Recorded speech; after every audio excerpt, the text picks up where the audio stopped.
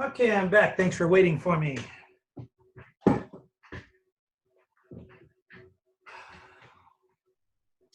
Okay, first of all, I want to just talk about exam 2. What'd you guys type in the chat here? These oil prices. I don't know what's oil selling for these days. Are we under 20 bucks a barrel? 40 bucks a barrel, that's good. We want, no, it's oil is negative? Yeah, 40 bucks on the futures for me. Oh, that's not good. I hope you shorted it. I wanted to talk about exam 2 really quickly. I finally got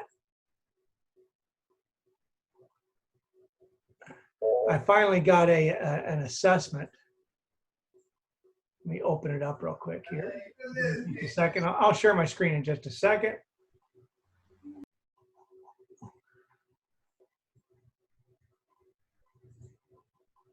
Show you what I see.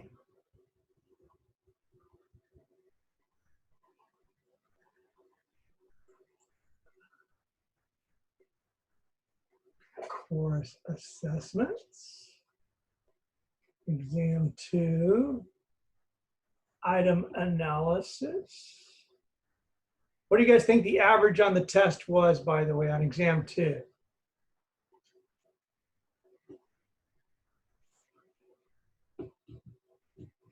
It was not great, not horrible, but not great. A little lower than that, actually. It was 78. So let me share the screen with you, and I'll let you take a look at the item analysis. That I'm looking at here. Okay, so I pull out my chat window so I can see people chatting.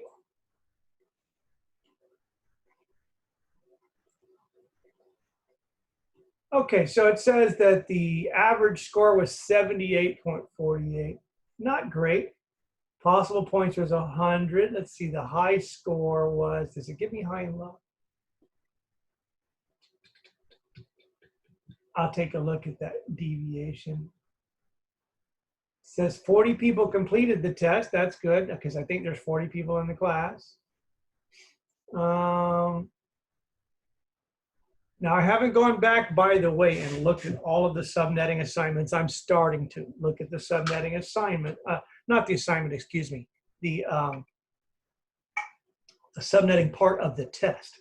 Because some of you made, I know, some simple mistakes, which would have screwed up the subnetting part. So you might have made almost a perfect score on the multiple guess part, but you screwed up the subnetting part because of typos. So I'm going to go check that out, take that into consideration. If I put the test here in order of difficulty, I skip the essay questions because all the essay questions were subnetting. Oh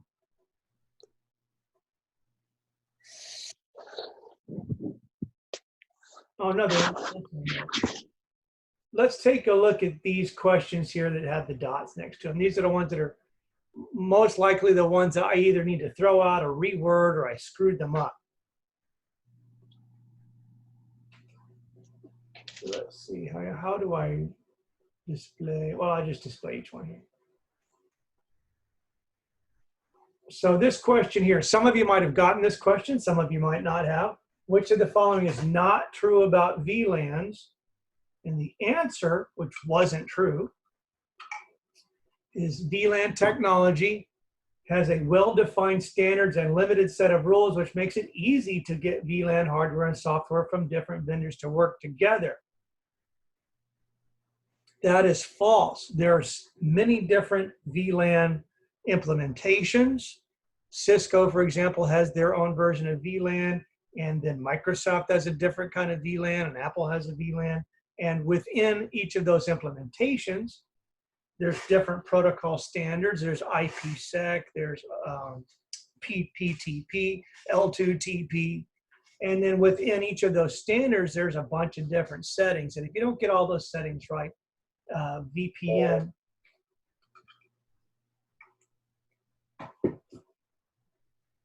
Oh, wait a minute. This question is, this question's messed up. You guys see where I messed up? I wasn't talking about VLANs just then, was I? I was talking about VPN. So I messed up this question myself with the answer, I got that confused with VPN. So that question is going to go out the door. Okay. Let's go ahead and look at some of these answers though while we're here. So that's why so many of you missed it. It was probably very confusing for you. You're like, what the hell? What does one of these have to do with the other? So VLANs have the potential to control bandwidth. That's true. Once VLANs are set up, they're easier to manage. That's true. VLAN technology is well defined. Actually, VPN technology is not, but VLAN technology is well defined, and you can usually get VLAN technology working between different switch providers. Works pretty well. I've got 2 or 3 different kinds of switches at my co-location facility, and they're working okay. So this is an example of me trying to change a question up from a previous semester, and I ended up breaking it. So sorry about that. You guys will all get credit. You're all going to get 2.5 points for that one. Yay. That's why so many of you missed it. Which of the following is not true? No. Which is the cheapest WAN topology to mitigate a temporary service disconnection?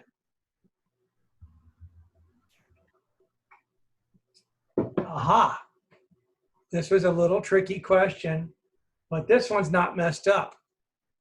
The answer is ring. Why is ring the right answer? For the 6 of you that got it, or the 5, for the 8 of you that got it. Why is ring right? Anybody want to turn their mic on or type in the chat window? Why is ring topology right for WAN in that case? Anybody have any idea?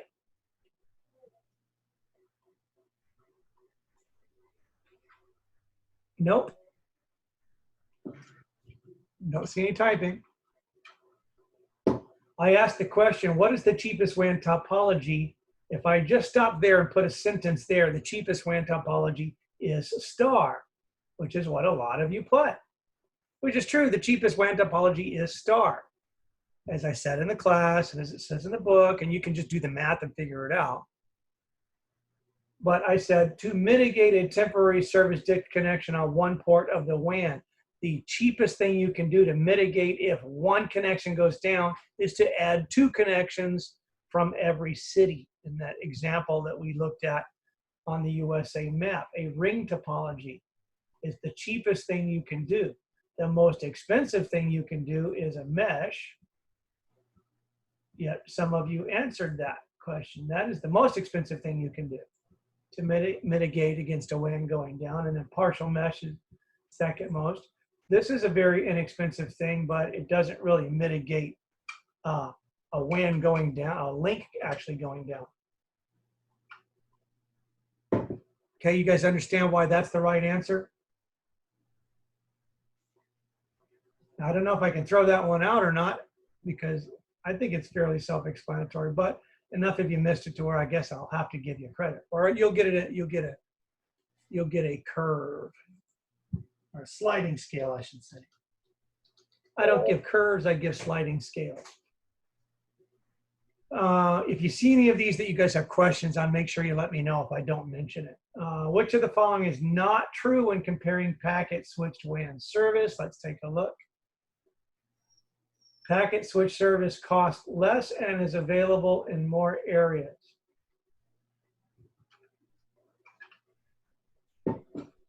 Is that true or not?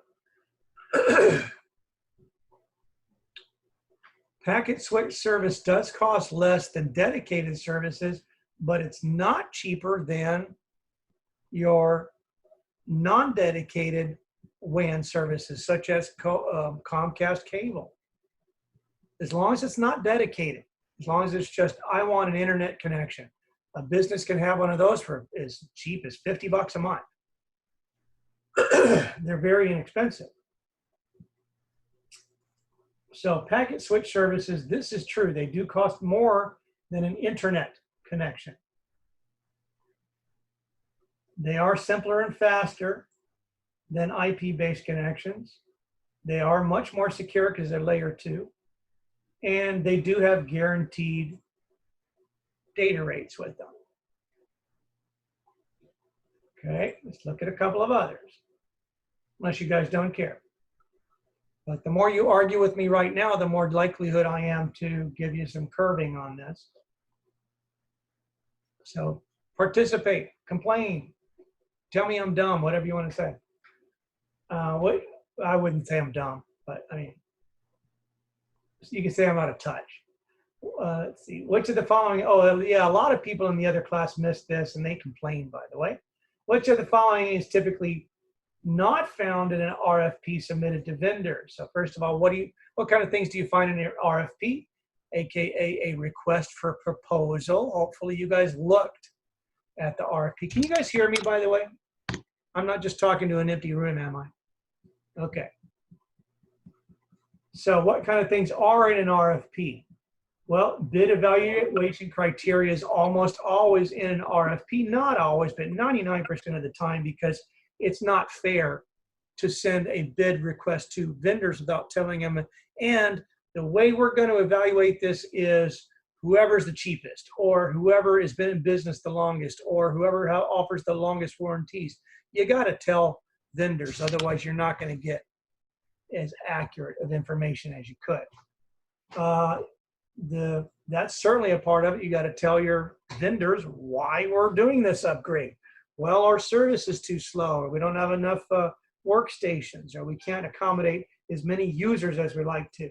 Hardware and software benchmarks, how fast certain things are, or how fast we expect them to be. We can process X amount of transactions per hour. We need to process Y amount of transactions per hour, or X plus 30% more transactions per hour. Cost assessment, that one is not within an RFP. Cost assessment, or I should say, an RFP is a function of cost assessment. An organization issues RFPs as one way to assess costs. So that was the thing that stuck out. It doesn't make sense that cost assessment would be part of an RFP. An RFP is part of a cost assessment. So that was the answer there on that. Okay. Let's look at just a couple more that I feel are important. Housing servers, and several people in the other class missed this one. Maybe I didn't talk enough about this. Housing servers in a rack cabinet in a data center is known as, and several of them put MDF. Well, an MDF, that's a noun. That's a main distribution facility. An MDF, a main distribution facility, many times is just a closet or a rack within your company's building. Or if it happens to be outside of your building and the carrier owns it, it doesn't have servers in it. The only thing that is in an MDF is connecting devices, routers and switches and cabling, and maybe some very small use servers, maybe like a video server, but servers don't go into MDF cabinets or MDF locations. Servers go into either a server room or into a co-location facility. So maybe I didn't talk about co-location enough, in which case I'll probably have to give you guys credit, but make sure you understand what a co-location facility is, because that's one of those things that many of you are going to be tasked with, either moving your client into, or your company into, or mitigating or managing your network infrastructure because it exists in a co-location facility that looks like one of these things. These are not server rooms at company websites, company sites. They might be, but they're usually not. These are server rooms at sites which specifically house servers that belong to other companies. These are called co-location facilities. That's a pretty awesome one there. Each one of these data racks has a lock on it and is rented by one or more companies. Some companies rent multiple racks, some rent just one, some rent just one space in a rack, but that's called co-location. So if you missed that question, let me open up I'm going to open up a little WordPad document so I can write down the important words here and make this part of what we're doing here. Man, my computer's running slow. I typed in WordPad. Oh, there it is. Gotta find it.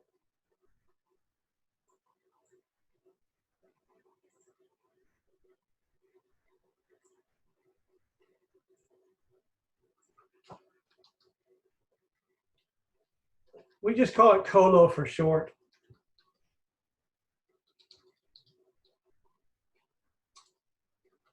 This equals the cloud, by the way. Our company-owned cloud. If you own your own hardware, you own your own assets, and you simply want to move those assets into the cloud, you sign a contract with a co-location facility, which is basically like an apartment for your hardware or a closet for your hardware, not your interconnecting devices, although there are those in there, but your servers, where your servers live. Okay, guys? So that's what that is.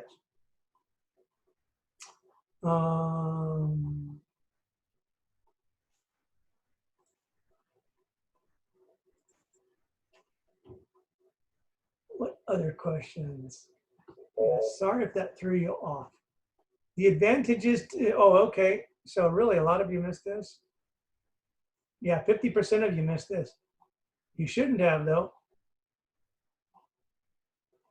The advantage in converting a traditional LAN to a VLAN, a virtual LAN, is VLANs are simpler to design and set up than LANs. No, that's not true. They're a pain in the ass. I'm dealing with one right now.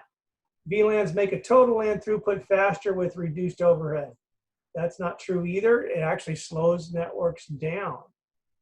Some of you also put all of the above, but here is the real answer. VLANs are good because once I put a VLAN in place, once I allocate ports on a VLAN like ports 1 through 5 or VLAN 1 and VLAN ports 6 through 10 or VLAN 2, I don't have to go back and unplug and replug and move cables around anymore. I can simply log into the web GUI of that switch and change membership in different VLANs. I can say, well, now instead of ports 1 through 5 being in VLAN 1, ports 1 through 5 and 8 and 9 are also in port VLAN 1. So once VLANs are in place, it's much easier to make changes because, as I mentioned before, the most expensive thing you can do is move. The most expensive thing a network manager does or an employee does or a student does is move around. I would suspect that you guys are all saving lots of money because you're not spending money on gasoline driving to the University of Houston. Am I right? So saving money, sitting at home. Of course, probably your electricity bill is going to be surprisingly high at the end of the month because you're there all the time. And thank God that we're not in lockdown in the summertime. But if we're all locked down in the summertime, we're all going to have $4 a month electric bills. $400 or more. Hopefully not, but it's going to be bad. I hope we get unlocked. I think we just all need to get sick and get it over with. But that's my opinion. Um, any other questions you guys want me to answer that you see on the screen here, or questions that you had an issue with? And happy to talk about any of those. Okay, well then, let me do this. Let me finish going over the test. So I'll do two things. I will apply a curve based on these questions, or a sliding scale, I should say. Like, I'm definitely going to give you at the very least 2.5 points because I screwed up one of these questions. Too many of you missed some of these others, so you'll get 2.5 points there. And then again, I need to look at the subnetting part of the test to see if just some dumb mistakes were made. But that's going to be on an individual basis, and it's going to take me a while. Okay, so we are at the point of, I think we were done with chapter 10. And by the way, if you have not, on the draw.io, if you read the actual draw.io assignment that's on Blackboard, it's a little more complicated because it's expecting that you had access to the LAN in the EI lab, which was, the original assignment was draw out with draw.io what you believe the EI lab to look like. Now, if you want to do that from memory of being in the EI lab, that's fine. But most of you probably haven't been in the EI lab in months, not since the beginning of the semester. So you can do a draw.io drawing of a home network if you want, or a network of your local library or somewhere that you've been, or you can guess, you can make one up. Or like I said, you can use a template of something that's there. And then the way you're going to deliver this to me is you're going to share with profjake@gmail.com. Not jake@uh.edu. Share it with my Gmail account because I already have that set up for Gmail. Share that draw.io document with me so that I can bring it up in my draw.io. Yes, you can do it on your home computer, and the subject of the draw.io assignment can be your home network. And you don't have to know specifically how it's set up, but you can probably guess how your home network is set up. You've got a workstation, you've got at least one interconnecting device, and you've got a gateway device that connects you to the outside world. But pretend there's 10 of you or 5 of you. Add a few more people in your home or wherever it is that you're currently living right now, okay? And share that with profjake@gmail.com. That needs to get done before April 27th, which is that is the LDOC. That's our last day of class, is April 27th. That, by the way, is when exam 3 will be available. And then somebody mentioned the DDWRT assignment. That's also available on that day if you choose to do that DDWRT extra credit assignment. So for those of you that missed the network cabling or the next network game, you need to either do the DDWRT assignment or you need to do the firewall Sophos assignment.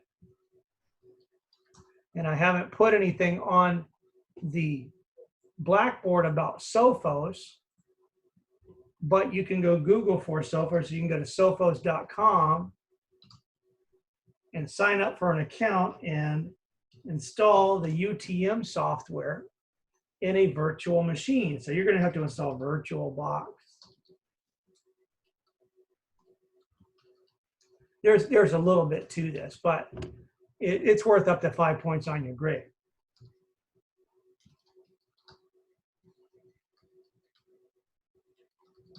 It all goes hand in hand. You've got to basically install all 3 of those things on your computer at home or your laptop and show me that you did all 3 of those things. So if anybody is interested in doing that, I'm not going to waste my time posting it on the Blackboard if nobody wants to do it. But if anybody wants to do that, send me an email. Say, yes, I'd like up to 5 points of extra credit, please.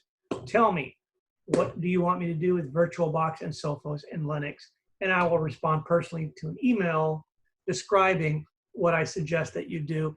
Give me some details about your situation. Like, do you have a laptop that has at least 50 gigs of empty drive space, which is probably what you'll need to do that, okay?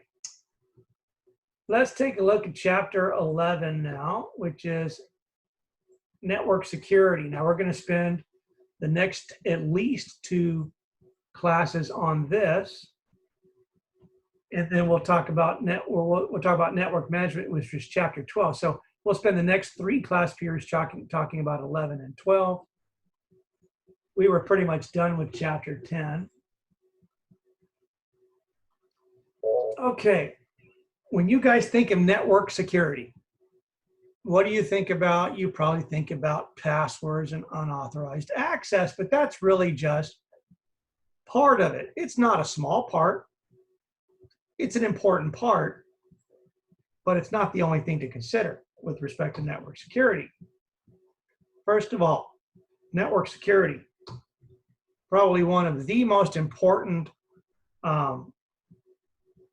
points, or one of the most important things that your organization should be paying attention to these days. It is a major, if not the #1 business concern behind the excuse me, behind the security and safety of our employees. People come first, I guess, and behind the ability for us to make money. And that's because every single facet of our businesses, whether it's inventory control or finance and accounting or employee maintenance, personnel, everything is networked and everything is in the cloud these days. Everything is networked either because it is efficient, much more efficient to do it, or it's out of necessity. We're having to do this because of COVID-19, for example. Computers and the internet have redefined the nature of information security. We do much, much more than we ever did before on the internet and on networks.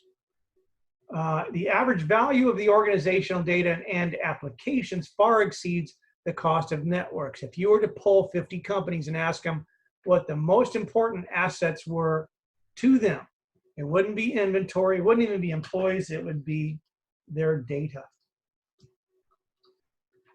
And that's because if a company loses their data, if it's accounting data, for example, they're out of business, they're dead. Financial losses associated with theft of system resources and systems downtime and consumer confidence, losing confidence, can be significant. Sometimes these 3 items put companies out of business. Either they get fined out of business or consumers stop using their websites or stop using their services because they don't trust them anymore. Here is the security triad, the CIA triad. Not the CIA in the national government, not the Central Intelligence Agency, but security triad. As you'll see, confidentiality is just 1/3 of the security triad. That is probably what you're familiar with, which is the threat of unauthorized access or unauthorized disclosure, whether intentional or not. Sometimes unauthorized access or disclosure is accidental. I left my computer on and some people potentially saw some things.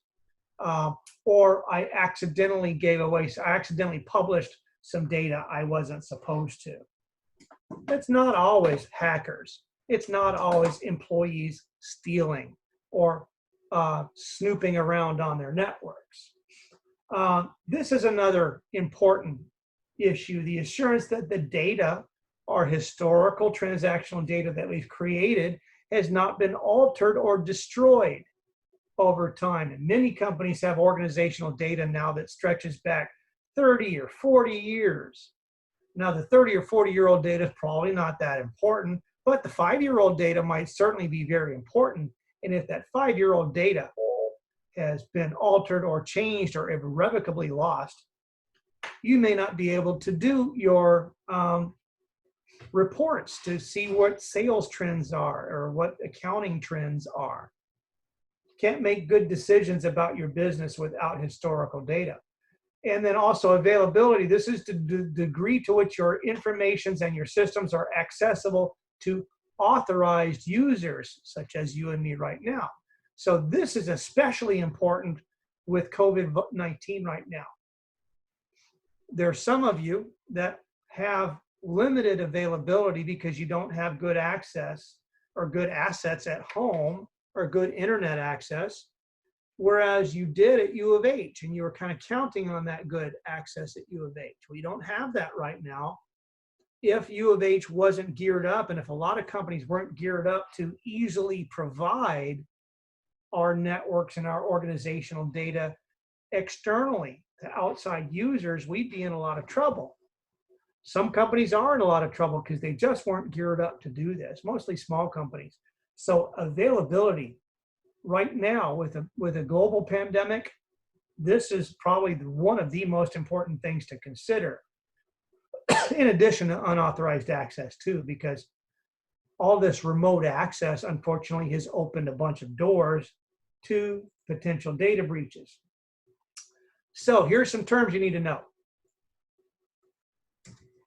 Threat. That is a noun, by the way. A threat is anything that can adversely affect a network asset. That's anything on a, so anything that can adversely affect a network asset where there is monetary damages potentially or monetary losses. An asset, a network asset,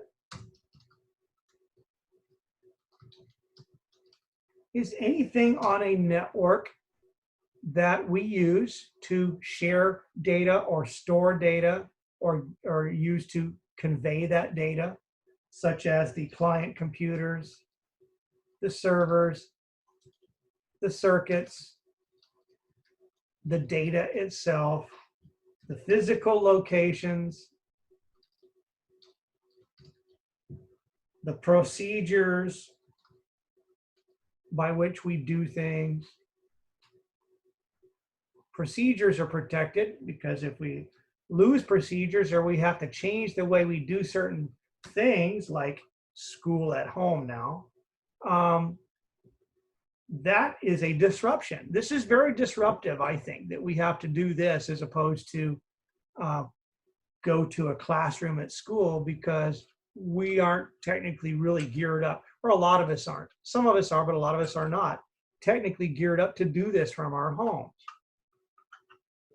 We're using our own assets rather than the university assets, which we are paying for. By the way, everybody should ask for their money back on their computer lab fees.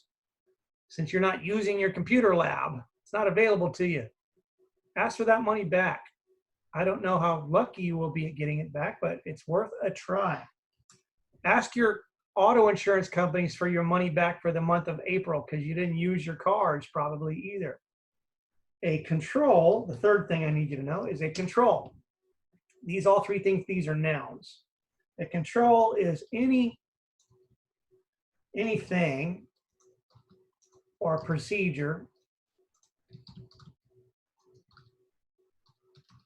or behavior that you put in place to mitigate the threat of on an asset. So this is what network managers deal with in terms of security all the time. We are applying network controls to mitigate the damages or the impact of a threat against certain network assets. Let's take a look at different threats. We have threats to business continuity. We can break those down into three different groups. This is the most common one. Disruption. This is a temporary, usually it's a few seconds or a few minutes, a loss or reduction in network services. Or sometimes it's a few days, could actually be a few months. Right now we are suffering from a disruption in our continuity, our business continuity right now, because we cannot use a lot of our assets. Can't use a lot of the network assets. and we don't have good assets. I mean, my laptop's okay, but barely not that great. I'd much rather be using university assets. The health department's not going to come help me with my laptop if it breaks. Doing a little threat mitigation right now, mitigating against overheating. This laptop was overheating the other day and rebooted. A destruction of data is where I lose my data irrevocably. A hard drive failed or somebody deleted a file. And disaster, everybody knows what a disaster is. I don't need to tell you about, there's both man-made and natural, like Hurricane Harvey, for example. Hurricane Harvey is an example of a natural disaster. COVID-19, depending on whether you're a conspiracy theorist or not, is arguably a man-made disaster.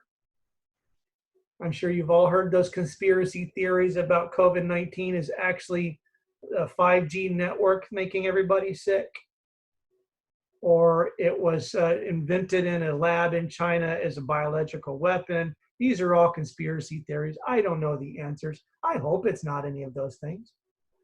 So those are the three areas that affect business continuity. Can we continue to do business if any of these things happen? And we have certain controls that we put in place to mitigate these kinds of threats. Threats of unauthorized access. We call those, any sort of unauthorized access is simply called an intrusion. That's an unwanted person or an unwanted event or an unwanted thing getting into your network data or your network. Maybe not your data, but just your network. An intrusion could be a human, could be a computer, could be a program, could be a bird, could be additional electricity, which although we usually consider that a disruption like lightning. External hackers, by the way, exist. And when you guys think of network security, most of you probably think, oh yeah, that's Mr. Robot or that's hackers. Well, the security world, do I believe it? No, I don't think I believe in any of that. You got $150 for the parking garage? They would not give me money back. They said, oh, you're a faculty member, you don't count. So I'm like, whatever. So they said I can cancel my parking space, but then I would lose it. Anyway, I was looking in the chat window there. So what do you think? Why do you think, by the way, most unauthorized access involves employees or students?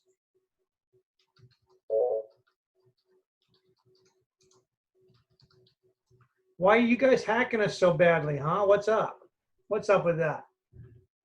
Why is it employees and students involved in unauthorized access so often? There's several reasons why. Can you think of any?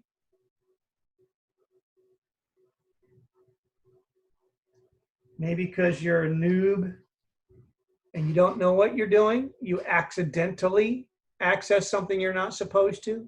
Has anybody ever walked into an office by mistake you weren't supposed to walk into and you interrupted a secure meeting? Oops, I'm sorry, let me leave. And so the control that should have been there in place to mitigate that threat is they should have locked the freaking door, but sometimes that happens. So either you're dumb or you're a new person or you were not properly trained, or you actually do want to do something that is in a gray area. You want to maybe access an asset you normally don't have access to get a competitive advantage. You want to see what your fellow employees are making so you can ask for a pay raise. Or you want to use company assets to play Fortnite.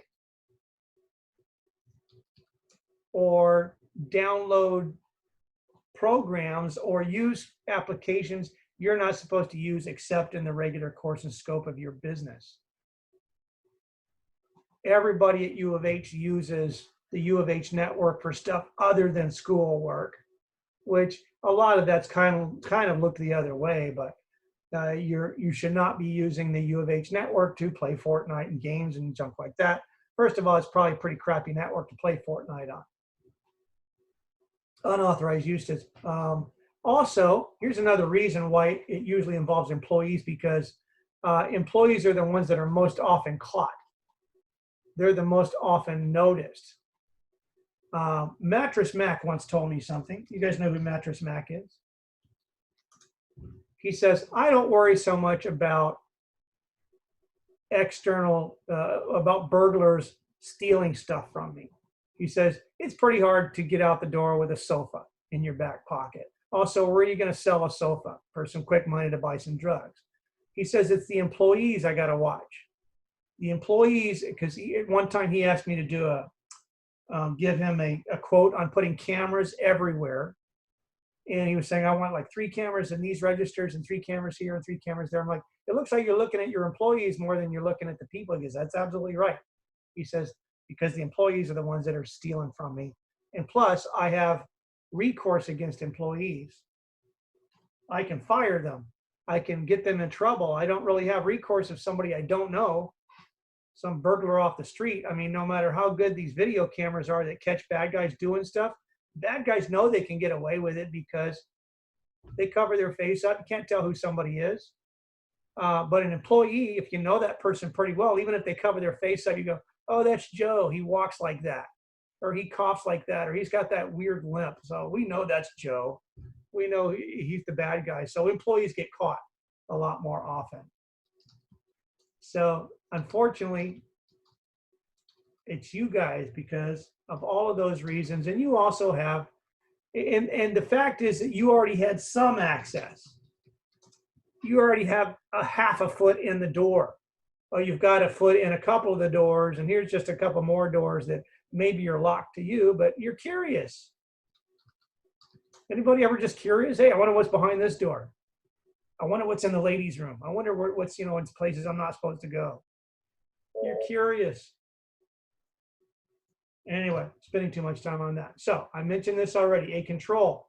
Any safeguard that reduces or eliminates the threat to network security. And in a perfect world, with an unlimited amount of money, we could reduce or mitigate or remove pretty much all security threats, but it all boils down to money. Money. Controls cost money. Some are more expensive than others. Probably the cheapest control that you can put in place to mitigate any sort of network threat is insurance. You buy an insurance policy so that if you get robbed or you lose data or something bad happens, you file an insurance claim, you collect your $5 million and you close the doors of the business. You pay a few $100 a month for that. That's what a lot of big companies, that's what they do. They get big ass insurance policies that cover them in case they have a COVID-19 issue or an Equifax data breach or Target data breach or something like that. Preventative controls. Let's talk about controls real quick here. Most common control that you guys use every single day is a good example of a preventative control. This mitigates or stops a person from acting or an event from an occurring. It acts as a deterrent by discouraging or restraining access. What am I talking about? What is the most common preventative control used on a network asset? You use it every single day, multiple times. Password. You can't get into a network. You can't get into an asset. Can't get into your freaking phone without some sort of a password, whether that's an actual thing you're typing in or the little code or your thumbprint or your face or whatever. Those are all passwords, whether it's biometric or not. That is a preventative control. A detective control is running a report or using a tool, by the way, and I'm going to show you a couple of neat tools because here's a couple of things I would like you guys to do on your network. These kind of controls reveal or discover unwanted events or unwanted situations and documents them so that you can potentially determine, is that an issue or not? Let's take a look at a really cool tool.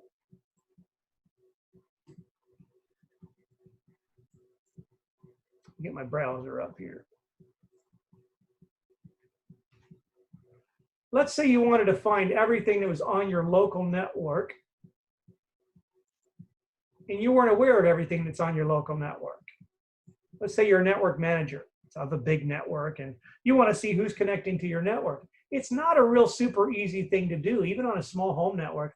It's not a super easy thing to do. But so what a lot of network managers use is a network scanning or a network monitoring tool, which will go out and discover everything on your network. I have installed a couple different programs, and I would like you guys to do this too. This isn't for a grade, although if you want some extra credit because you missed some things, I will accept a report on this. Go Google for advanced IP scanner. You'll see several of them. SolarWind makes one.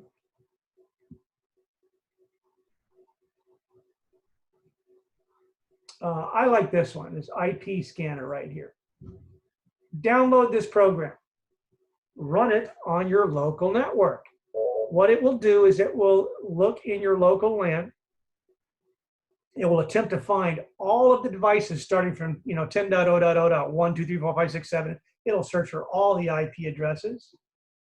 Oh, I may already have it installed. I think I already installed it on my computer here. Or at least I downloaded it already. Let me go ahead and, let me just install it real quick. I already downloaded it. Starting to sound like Donald Trump or repeat myself 100 times.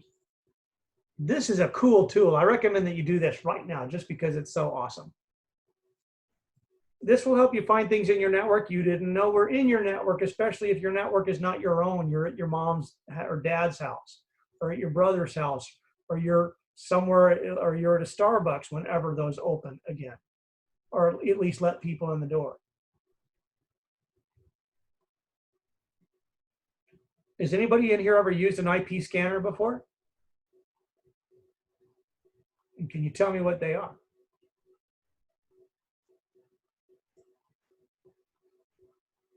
Hang on, I got to minimize some of this stuff.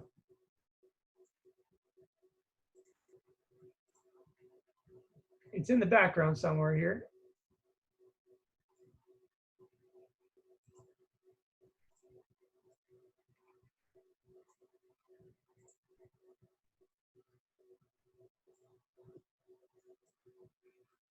Where is it? There it is. I was looking for that stupid ass thing.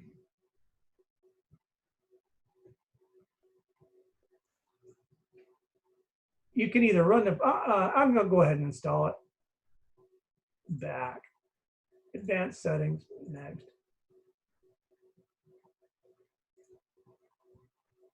I accept. Now hackers use these tools all the time, by the way, for bad stuff. Just like burglars use hammers and saws and drills and things like that to do bad things, but these are all legitimate tools. Unfortunately, a lot of hackers use these network management tools to do bad things, like port scanners. So this is IP scanner. You can also Google for, it's the same company puts out advanced port scanner, and it'll scan for port numbers. Let me run this real quick and show you how awesome this is and what this does.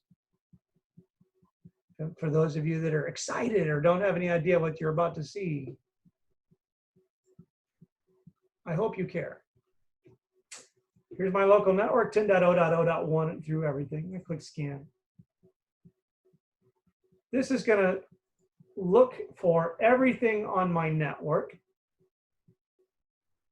It's going to show me all the MAC addresses. This is on my local LAN segment. It can't show me anything outside my network. It gives me the manufacturer name when it is available to look up. You can see all the stuff I've got on my network. Some things it can't look up because maybe they're too new or they're too old.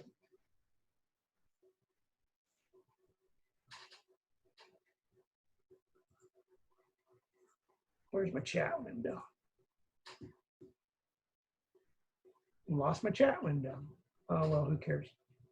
Just don't say anything to me right now. So eventually this will complete, and this will give you a good idea of what's on your network. And then you can actually click on these little triangles here, and it'll tell you what services are being provided by those devices. I don't even know what that is. It's probably a printer. Oh yeah, it's a printer. It's an old printer. What's that? That is a server running in my house. That's a server. Look at all that stuff running on that server. This is a detective control. I'm using this because a lot of times network managers come into a situation where you're not aware of all the assets on your network. And of course, it's a very dynamic situation. Sometimes things are running, sometimes they're not. Sometimes assets are added to and drop off a network, like laptops. You run this thing on a network that has a bunch of laptops on it. You can take a look at laptops which might have accidentally left Windows sharing on. Like here's, let's see. I know I've got a computer that I've got Windows sharing on intentionally on my local network here. There's an old computer there. Oh, here, like this printer, for example, that's a printer and it's got some network shared storage.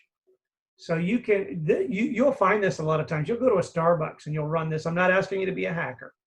I'm saying, but you can go to a Starbucks or you can go into a business environment, run this, and it will show you not just servers, but workstations, which might have some shared storage available for you to go click on and look at. Aha, can't look at that. I don't think I have anything in the USB port of that printer. Anybody run that thing on their network?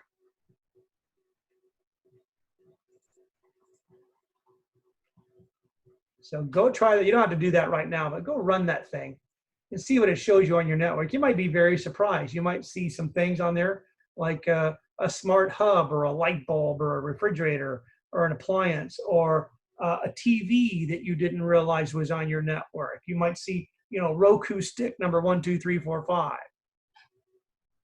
This will also tell you whether you got people using your network that you didn't know about. If you don't recognize one of these names or IP addresses and you can't identify, well, I don't have any HPs in my network that I know of. That might mean somebody's sitting outside in the parking lot using your network. Or somebody's in your home. Not trying to scare you, I'm just saying. Your alarm system, I got a Ring doorbell, it's in here somewhere. You know. Excuse me. That's a phone. Got a Cisco phone downstairs. Voice over IP phone.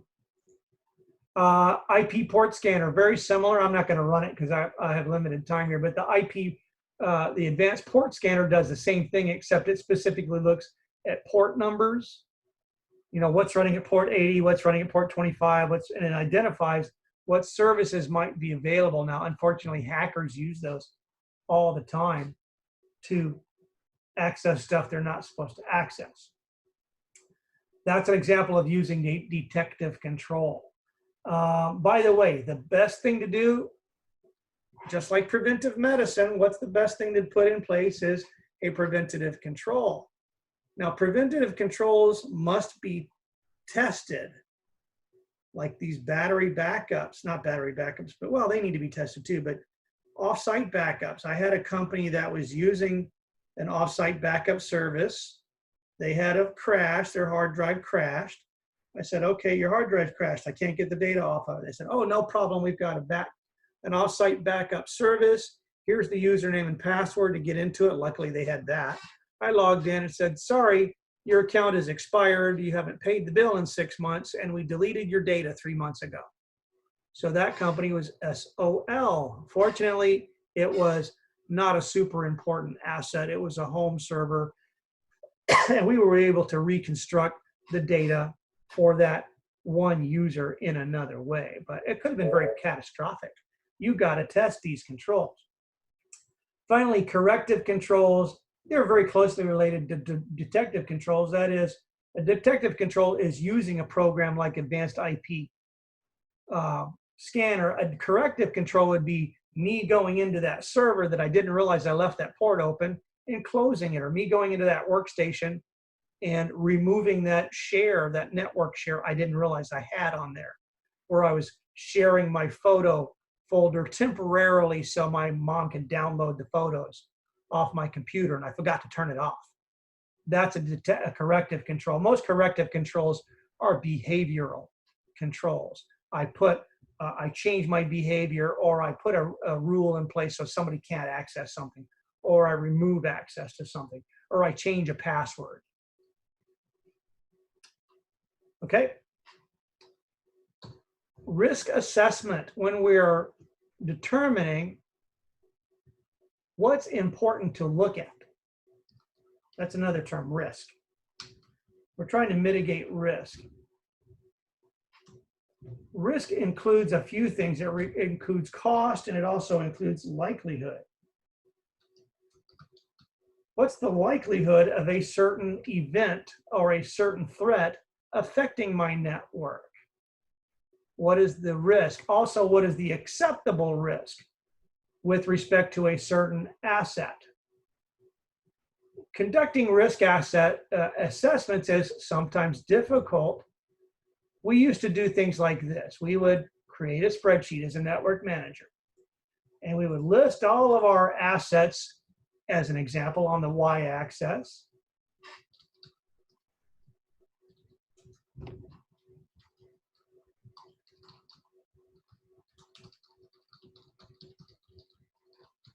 And then we would list, oops, didn't mean to delete that. We would list all of our potential threats on the x-axis here.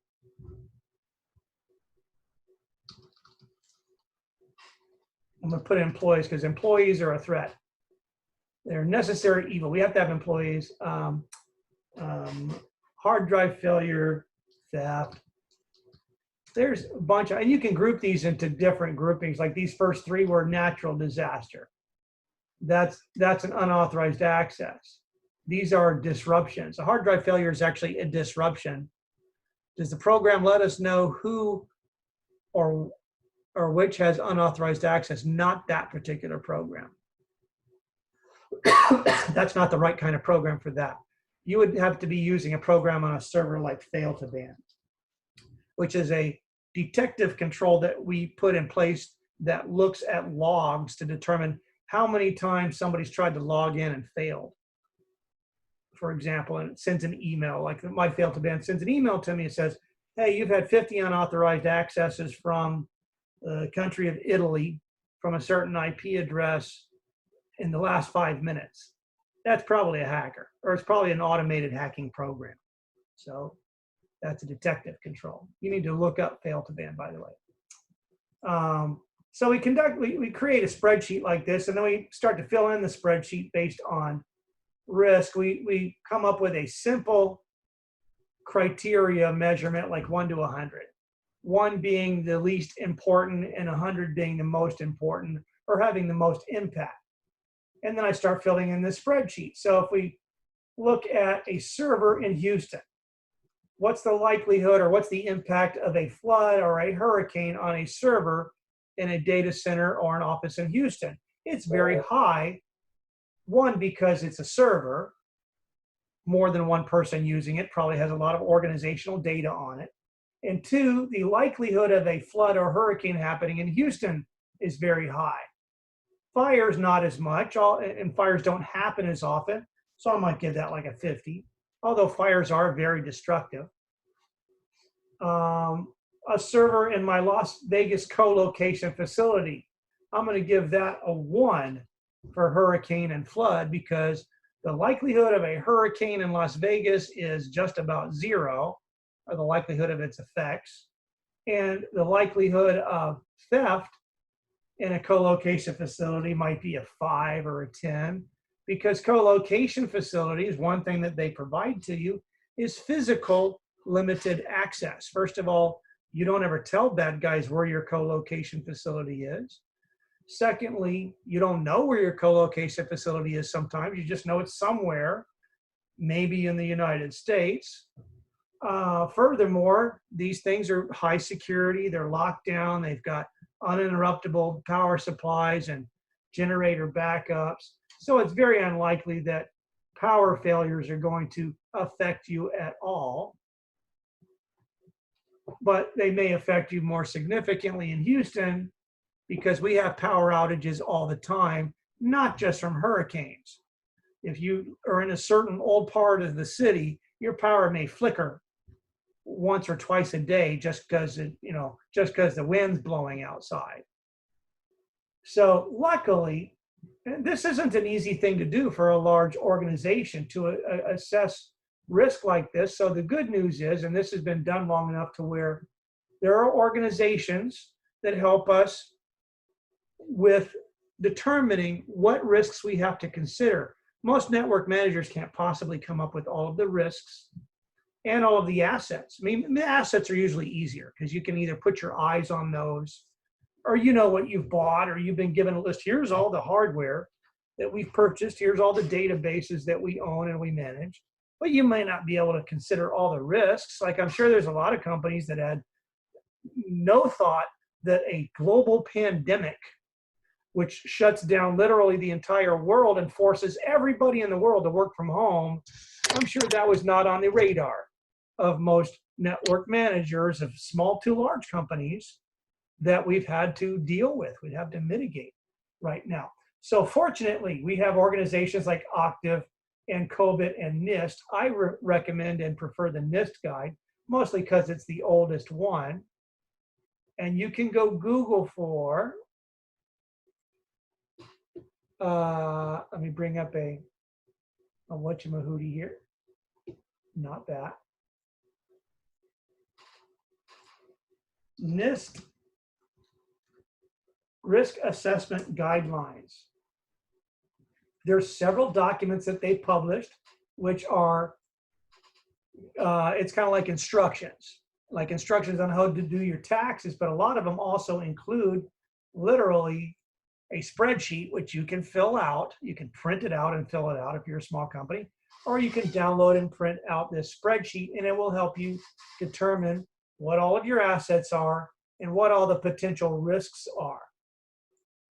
Now, this is kind of a long document, but I highly recommend that you read through this document. You can skip a lot of the technical stuff and scroll down here to chapter 2 and look at the risk management process and what we as network managers go through to manage risk.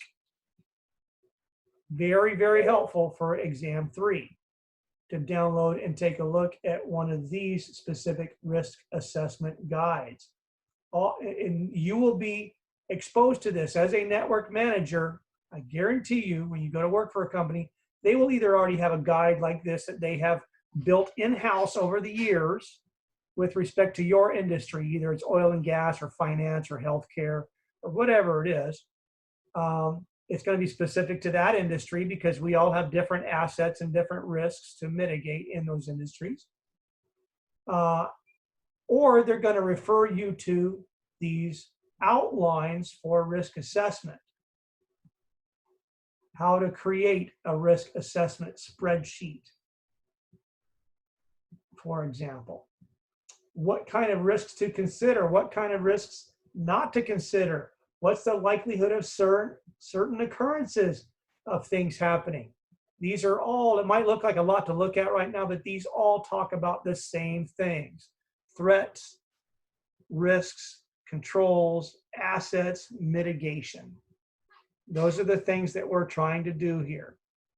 Mitigate either mitigate the risk or mitigate the effects of a threat against specific assets in my company to maintain business continuity. That's what we're trying to maintain, is business continuity. And that means, since these days everybody's a global business, business continuity equals your company is available 24/7. Your website's up 24/7 for people to buy your products from. Your network is up 24/7 so that your employees can do their jobs. And if it's not the 9-to-5 employees, then it's the nighttime employees using your network for security purposes, to monitor cameras or to check emails or whatever it is that they're doing, not during a 9-to-5 period.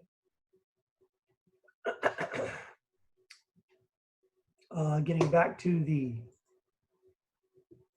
this. So download, take a look at that. Download those tools after class. Take a look at those. In a risk assessment, and you'll learn this, and this is why I want you to read through that NIST assessment guide, because it is basically a more detailed description of everything that you're reading right here. In risk assessment, the steps are: we develop some sort of risk measurement criteria. The one I'm most familiar with and most comfortable with is I use a scale of 1 to 100. 1 meaning the least thing to pay attention to, or 0 to 100 really. 100 meaning the thing I need to pay attention to the most. I inventory all of my IT assets, and there are certain assets you might not consider, like the internet connection. An internet connection is an asset. You don't own it, you rent it. It's not a tangible thing you can really touch, not like the routers and the gateways, those are devices, but I'm talking about the bill that you pay to Comcast. That is an asset. I've had companies' continuity become disrupted because the accounts payable manager forgot to pay the internet bill because they thought somebody else was paying it, and Comcast or Xfinity or whoever it was cut the internet off, and suddenly all their employees are sitting around twiddling their thumbs, costing money because they can't do anything, because everything that we do these days is in the cloud. We're not using applications on computers anymore. We're not using data on local networks anymore. It's all in the cloud. So if you lose internet access, you're effed. You're screwed. So those intangible assets you got to think about. The internet. Identify the threats, and there's a lot of threats that we're familiar with, like hackers, device failures, but then there's also threats you're not familiar with, and that's what these NIST guides and COBIT and Octave guides help you understand, is the likelihood of a threat, like a global pandemic, for example. Now, in terms of a global pandemic, in that spreadsheet, do you think I would have given that a 100? No, probably not. I probably would have given that literally a 1 to 5, because how often do we have global pandemics? How many times in mankind's history have we closed the entire planet Earth to business, to people being at businesses? Never. This is the first time in history that the entire Earth, except maybe Iceland or something, or Greenland, although Iceland has some cases of COVID-19, this is the first time in history in which the entire Earth has been shut down and we're all using the internet to do business. So, but how often does this happen? Once every 100 years. The last time this happened was the Spanish flu in 1918. It was like the year my grandmother was born. It was a long time ago. Document existing controls. Most of you and most of your networks already have some controls out there, but documenting and testing those controls, you'd be surprised how many controls are documented but haven't been tested and don't work. How many people have a lock on a door that you know doesn't work, and you're just hoping that nobody walks into your house? Oh, that lock hadn't worked in years. You can walk right into my house. Or you can bang on the door a couple times and it comes right open. You're going to hope through obscurity that you're not going to get hacked. But I will tell you, obscurity is not equal to security. That is a very fun thing I like to say, and a popular if you ever go to one of these TED Talks or a convention and you're talking to a network security guy who claims to be a network security expert, they'll usually have a slide in this PowerPoint presentation. I'll say, obscurity does not equal security. In other words, no matter how small you think you are. Oh, well, we're just a tiny company of 10 employees. Nobody's going to hack our stuff. We don't have anything to hack. Or you're going to hide something behind, not behind a firewall, but you're going to hide something, or you're going to label something else. Like I see this all the time in a business. They'll label a doorway that goes into a high security area as they'll either take the sign off the door so that they don't identify what's there, or they'll put a cleaning closet, or they'll put some fake sign on the door, employee lounge or something like that. So they're trying to obscure what's actually behind that door. That doesn't work. And that's because most hacking is not a dude sitting there with his monster drink on his laptop trying to get into all these different assets. It's just automated programs. It's just automated programs that are running starting from the number 1.1.1.1 and going up. Hackers don't have time to do this. They run these codes on a bunch of owned or pwned systems. By the way, you can go Google that. What's a pwned system? That's a term that we use. It used to be owned, by the way, when we say in hacker world. I used to be a hacker, by the way, and I still am kind of a hacker, but I'm what's called a white hat.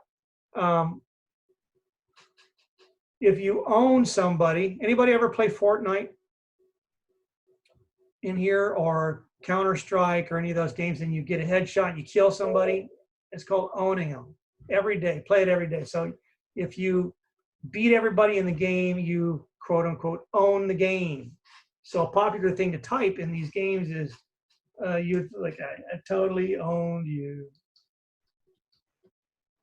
something like that. But unfortunately, the P is very close to the O, and most hackers are typing as freaking fast as they can, so we hit the P a lot.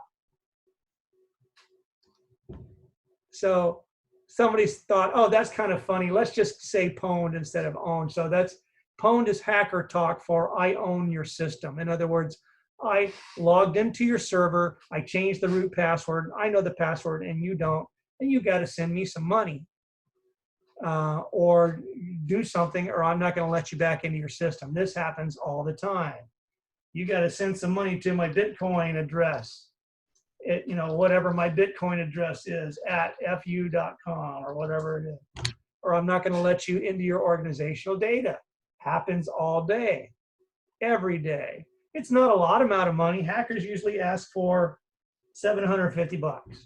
That seems to be, for whatever reason, that's the common amount of money in US dollars to ask for in Bitcoin. Why? I don't know. Maybe that equals 1 Bitcoin these days. I don't know what a Bitcoin equals these days. But hackers, usually bad guys, common thieves that are using these programs, they're not international espionage type hackers. If they can get $750 from you and $500 from the church down the street, $250 from some other guy, they make a pretty good living. I know some hackers that make $200,000, $300,000, $400,000 a year just running automated programs, and money magically shows up in their Bitcoin account 2 or 3 times a month. Don't do that, by the way. If you have a small business, or your church or your school or whatever gets pwned, and they get an email that says, we've got access to your system, send us money, don't do it, because chances are they've put in a bunch of backdoors and they're just going to do it to you again. So what's really missing out of this list is documenting and testing existing controls. So we're going to talk a lot more about hacking in the next class, just because it's fun to talk about. And because of all this remote access, the hacking has gone up a lot. This is an example of what you might want to look at in terms of impact for every company. And it differs from company to company. Financial impact. If our sales drop 2 to 10% because our network was not available, because it's unreliable, how does that financially impact us? So when we're developing risk criteria, we don't necessarily look at network assets to start with. We look at what's really going to cause our business to have problems. If our sales drop by 10%, is that a real problem for us? If our customer base shrinks by 20%, is that a problem for us? So all we do in the beginning is we develop, based on our organizational area, like I said, whether you're medical or oil and gas or banking,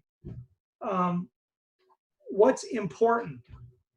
Financial losses, productivity losses, reputation. These two are really important to a lot of industries, such as the legal industry. And I'm not talking about lawyers, I'm talking about the medical industry. If they do something where they're not following HIPAA guideline rules, and you guys need to know what HIPAA is, by the way, the Health Insurance Private Portability and Privacy Act. HIPAA, hopefully, it's a law that helps to protect your medical personal information from getting out there.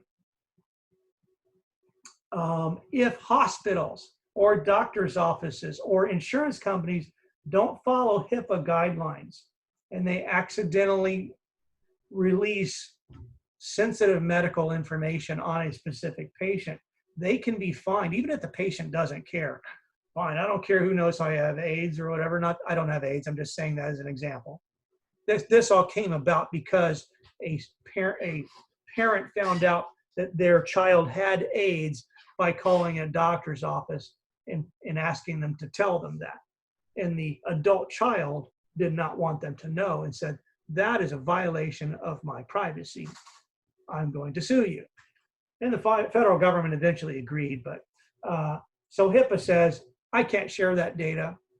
And if there is a data breach, I am liable for fines and to the tune of sometimes millions of dollars. So in terms of unauthorized access, or usually with HIPAA compliancy issues, it's accidental access or stupidity or not following guidelines.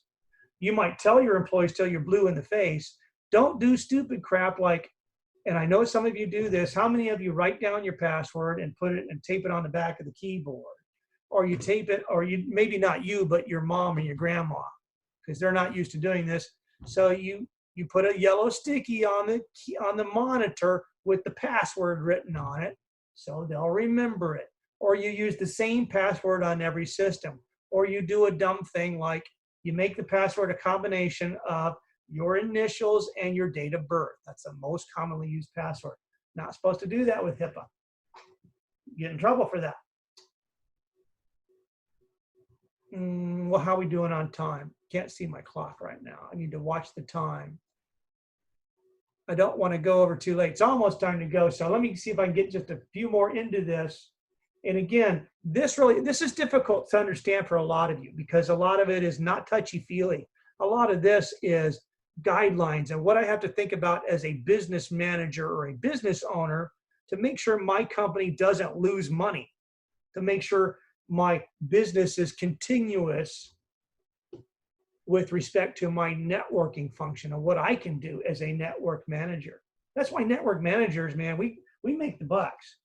We make the money because, you know, next to the finance and the sales guys, I mean, we have one of the most important jobs because we're trying to keep the bad guys out of our network and we're trying to keep our businesses continuous because we are all, whether we want to be or not right now, we're all internet businesses, whether it's our employees or our students accessing the network because we have to, because we're locked down, or whether our restaurants trying to sell food online or deliver our products online because our warehouses are closed right now or our dining rooms are closed. Everybody's an internet business.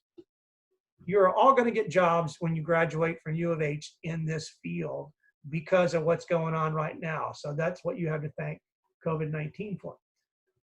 Inventory all your IT assets. I've already mentioned this before, the hardware, the circuits, the software, the organizational data, the accounts of your vendors, such as, like I said, your offsite vendors that provide your backup accounts, your insurance. Make sure your insurance is up to date. There have been cases where companies had irrevocable losses due to fires or hurricanes or whatever, and so they had to file an insurance claim. Well, they lapsed on their insurance, so they had to go out of business. These are things that a lot of network managers, we never consider insurance, you know, as an asset, but it certainly is. In fact, a lot of times it is the last layer of defense. Well, we can't get the data back, the building burned down, half our employees sadly passed away. That happens, unfortunately. You know, bad things happen. I guess we're just going to file an insurance claim. That's the last line of defense for most companies, next to begging that another company buys them out. I'm just going to end with this slide here because this needs to change a little bit. If you polled 100 companies right now and asked them, what is the likelihood or the reported percentage of these particular threats, all of them, 100% of them will say that viruses have affected them in one way or another. Now, fortunately, it's very easy to protect against viruses these days. Virus checking programs, unified threat management, firewalls, training, education, force your employees to use good passwords. Theft of equipment, not so much anymore. Theft of information and theft of the usage. It's not just the information that gets stolen, it's the asset of the network itself that gets stolen. Like when you guys are at U of H, how many of you are doing stuff on U of H's network which has nothing to do with school? Maybe you're playing Fortnite at U of H, or you're listening to music, or you're conducting personal banking business, which I guess U of H allows that to some degree, but you certainly should not be doing that as a regular matter of course. Like, you know, you're making an inappropriate use of a public asset. Sleeping in the lab, for example. If I ever tell you about, I've had students that I think they were living in the lab for a while and had to kick them out. I said, this is an inappropriate use here. But theft of information or misuse of a network these days now is 100%. 100% of companies will tell you, yes, we have had unauthorized access or theft of information, or we've either prevented it or discovered it, or we've been a victim of it, because it is so prevalent now.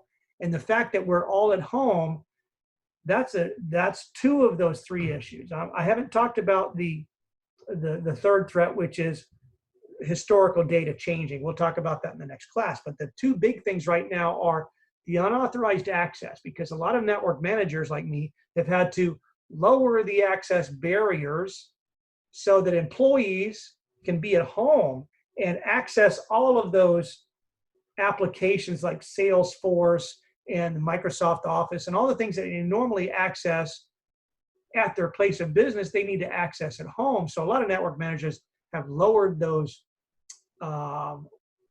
requirements to be on certain networks, or they've said, okay, fine, you don't need to set up VPN because it's too complicated. Just make sure you're changing your password. That's causing a lot of unauthorized access because bad guys know that. Bad guys know we're all at home right now, so you can't tell if I'm a legitimate employee or I'm a bad guy because you don't know where I am right now. Some employees went back home to their country, wherever they're from, to get health care or whatever it is they need to get, but they still need to access their company's website. So not just the availability issue, which is a big issue for us right now. How many of you, and I'll end with this, how many of you have had some significant challenges with accessing U of H's assets, or if you're still working, your company's assets or your network assets? I certainly have. You know, this laptop was kind of unreliable. I had to screw around with it, but it's one of the only laptops I have, or one of the only devices I have with a camera on it. You know, I don't have a lot of the latest and greatest stuff because I'm an old guy, and also network managers, we don't typically have cameras pointing at us. We have cameras pointing the other way out there. We don't typically do this kind of Zoom thing. Is anybody still there? Bueller? Samantha, Esmeralda, AJ, Oscar, anybody there? Have you guys had any sort of significant challenges with getting access to U of H's network or any networks? I would guess yes. Not really. What's that? What do you mean by significant? Are there times where you're like, well, gee, I wish I could go into the lab right now and work on my homework, but I can't because we can't go to school right now? Yeah, losing Wi-Fi certainly counts, of course. Samantha, like you probably don't lose Wi-Fi at U of H very often, if at all, because we have a very robust Wi-Fi mesh network with literally thousands of wireless access points. Depending on your budget and what you have at home, you might have one crappy, and I'm not saying yours is bad, you might have one thing that you bought for $50 5 years ago that's providing you Wi-Fi access, and now you're home, your brothers and sisters are home, your dad's home, your mom's home, and you're all trying to use the same internet connection. So yeah, you had to upgrade your plan. Several of my employees told me this. They're like, well, we had to call Comcast because we had crappy Lifeline 10 megabit service at home, and that just wasn't cutting it. we had to upgrade to 25 or 50 megabit or 100 megabit service because now I got 9 family members in the house, and my 5-year-old router is not cutting it, and my 25 megabit Comcast Xfinity is not cutting it. Does a Wi-Fi 6 router help? Yeah, in general, money helps. Okay, so if you throw money at this problem, yeah, it probably helps. But be smart about it. Don't go out and buy a $20 router, but don't buy a $500 router either. If it's just you and your mom at home, because you're probably not going to take the full advantage of that $500 router unless you're like some heavy duty game player, or you think you can sell it on eBay after this whole COVID-19 thing is over. So does Wi-Fi 6 help? It only helps if you have a laptop that can do Wi-Fi 6 and your router can do Wi-Fi 6. If not everything in your network can talk those faster speeds, then it doesn't do you any good. Won't do you any good to spend $500 on a router if you've got a piece of crap laptop that does only 2.4 gigahertz. Okay? So my point is that everybody right now is experiencing disruption because of the availability, which isn't necessarily U of H's fault, but that we have to mitigate it. It's definitely not U of H's fault. It's not necessarily anybody's fault. I'm not pointing fingers at China or CIA or 5G or whatever. I don't believe in any of those conspiracy theories. I'd like to think generally that people are good, and then just stuff happens because, it's the earth, stuff happens. There's not some group of thousands of evil people out there trying to take over the world. There might be 1 or 2 evil people trying to take over the world.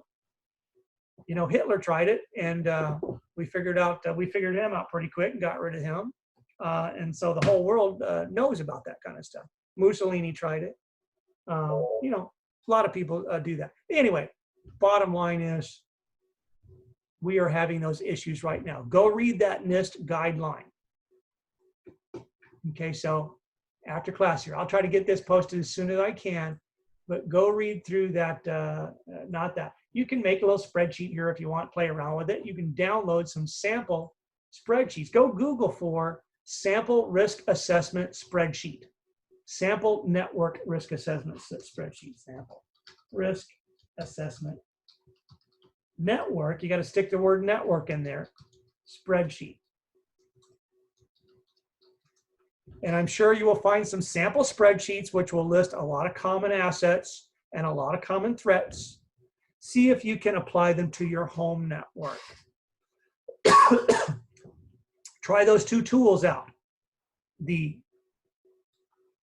advanced scanner tool, or if you think you found a better one, go download that one. Don't pay any money for any of them, okay? Just download a free one, a free network scanner tool, run it on your network. One that runs on a cell phone is great because then when you go to your girlfriend's house, your buddy's house or whatever, try it over there on your cell phone and see if you can go, I just figured out I have access. I can get into your Ring camera and look at your front doorbell. Or I happen to know that you've got a such and such. I can control your, or you can play with them and threaten them. I can control your thermostat because I see you've got a Sensi thermostat here in the building or in the house. Okay, so give me a little bit of time. I'll publish this previous class and this class today on YouTube. I'll send you the links to it. I'm going to try to finish getting through all of the tests by Wednesday in terms of looking at the 25%, the essay part, to see if I can give you any. I can't promise anything, but hopefully I can give some of you a few extra points because you put in 9 ones instead of 8 on, or 7 ones instead of 8 on your binary net mask, or you put in a lowercase g instead of an uppercase G, or some stupid crap like that, which computers and code just quite isn't smart enough yet. Any questions? Or it's 5:30 already, so I'm kind of over my time. All right, then I will see you guys on Wednesday at same bat time, same bat channel, 4 to 5:30. Keep an eye out in your emails. Bye. Thank you, Professor. You're welcome. You can all say goodbye. It's helpful if it's helpful if I get some feedback from you guys, like bye. And it doesn't have to be ass kissing. It just has to be, okay, we heard you. Thanks. Bye. Thank you for the class. I you. appreciate that. It just lets me know I'm not talking to an empty room. It's a lot easier when I'm talking to people psychologically. So thank you guys. I appreciate you all participating in this.